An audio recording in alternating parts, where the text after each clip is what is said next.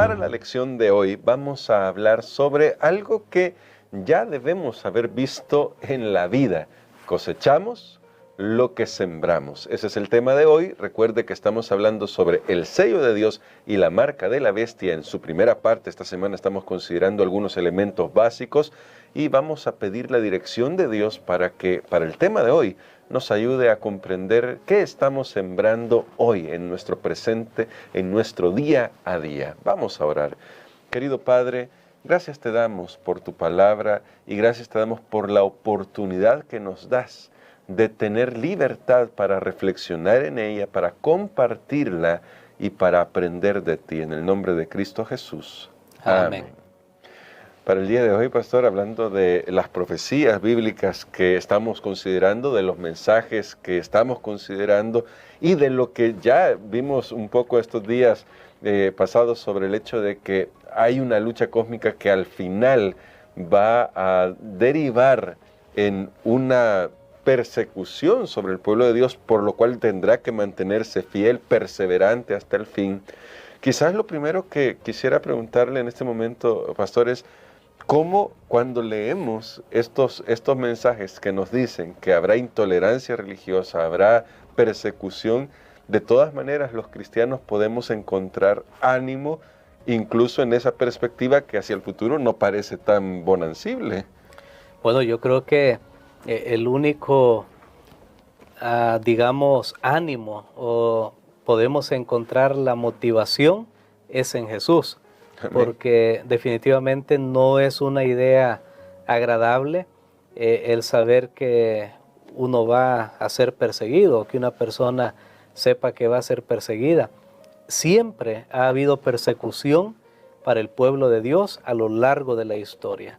Eso es algo que está marcado desde, por ejemplo, cuando Abel fue muerto a manos de su propio hermano Caín, pero hubo una discrepancia religiosa en el sentido que Caín sintió celos por la manera como Dios aprobó la conducta de Abel, y lo que sucede es que al final de la historia de este mundo, bueno, luego, antes de decir esa parte, quiero mencionar que a lo largo de la historia, de ahí en adelante, quienes persiguieron al pueblo de Dios fueron naciones paganas, sí, fueron personas paganas, pero al final de la historia de este mundo vemos algo realmente asombroso, y es que quienes van a perseguir al pueblo de Dios, y ya sucedió también en el pasado, nuestra era cristiana, son personas que también dicen que siguen a Dios. Entonces es como, mira, tú crees en Dios, yo también creo en Dios, pero lo que yo creo es mejor que lo que tú crees o es lo correcto, entonces te voy a destruir porque no crees como yo creo. Y eso es lo que va a ser más sorprendente al final de la historia de este mundo. Pero nuevamente el pueblo de Dios sufrirá persecución, a tal punto que ya Jesús lo había dicho: llegará el tiempo que cuando el que os mate pensará que rinde servicio a Dios. De esa manera Jesús lo estableció claramente, que sí habrá una persecución religiosa por religiosos. Wow, eso es tremendo, pastor. Pero entonces, sí, siempre ha habido este tipo de persecución, y aunque ya lleve ese toque extra que usted nos dice, ¿no? ¿Qué papel juega el hecho de que estamos viendo una sociedad en la que cuando uno habla sobre ciertos temas ya no puede decirlos porque ideológicamente va en contra de ciertos intereses? ¿Cómo esto está preparando el escenario, pastor? Porque al final parece que de nuevo es un tema de lo que pensamos, lo que creemos, ideologías, y cómo esto marca ese hito final al que estamos llegando para preparar el terreno de esa persecución final. Bueno, tenemos ese aspecto bien claramente presente en nuestra sociedad, donde usted lo menciona, ya hay precedente de cuando se tocan ciertos temas. Se dice que usted no puede porque está ofendiendo a un grupo, porque está hablando mal de este grupo. Es interesante que en muchos círculos se puede hablar de todo menos de Dios. Sí. Y hemos visto de repente noticias de algún periodista que por mencionar a Dios lo sacaron. alguien que en su trabajo no puede hablar de Dios, puede hablar de cualquier otra cosa menos de Dios. Entonces, creo que esto va preparando el camino para aceptar o tolerar lo que pueda venir en el futuro, una persecución religiosa. Bueno, qué tremendo. Ahora, pero me gustaría ir a Apocalipsis 13, porque estamos destacando estos temas, pero vamos a ir al texto bíblico que nos habla sobre ese futuro. Porque aquí tengo que hacerle una pregunta a nuestro pastor, pero queremos que usted, que está en sintonía de esta transmisión, pueda ver lo que dice el pasaje bíblico. Apocalipsis capítulo 13. En los últimos versículos nos dice lo siguiente, de los versículos 15 al 17. Se le permitió infundir aliento a la imagen de la primera bestia, para que la imagen pudiera hablar y dar muerte a todo el que no adore a la imagen de la bestia. Y ordenaba que a todos, pequeños y grandes, ricos y pobres, libres y siervos, se les ponga una marca en la mano derecha o en la frente, y que ninguno pueda comprar ni vender, sino el que tenga la marca o el nombre de la bestia o el número de su nombre. Aquí ya nos introduce el tema de la marca, pero la pregunta inicial que quiero hacer, porque vamos a seguir hablando sobre la marca el resto de la semana, es ¿qué enfrenta el pueblo de Dios? ¿Qué es la perspectiva que nos presenta la Biblia de lo que va a enfrentar el pueblo de Dios? Y cómo tal vez ya podemos comenzar a ver algunos indicios de esto que va a suceder en el futuro. Bueno, aquí en esta lectura hemos entrado a la sección donde en Apocalipsis 13 se habla acerca de esta Trinidad, el dragón, la bestia del mar, la bestia que sube de la tierra, y se nos dice que al final del tiempo va a haber fuerza, va a haber alguna manera de intimidar a aquellos que no se sometan a las condiciones que se van a imponer en ese momento, y al menos vemos dos cosas. Uno, amenazando la subsistencia, no puede comprar ni vender. Claro. Ya hemos mencionado eso, que es bien difícil de tal manera como está estructurada la sociedad hoy, vivir sin comprar ni vender. Y número dos, cuando no se logre convencer a través de esa imposición de no comprar ni vender, entonces vendrá la amenaza de la muerte.